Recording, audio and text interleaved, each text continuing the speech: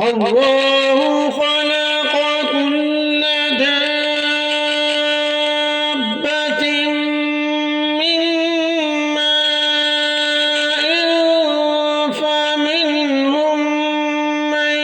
يمشي على بطنه ومنهم من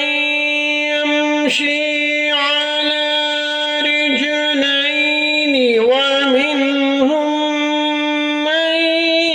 يمشي على أربع يخلق الله ما يشاء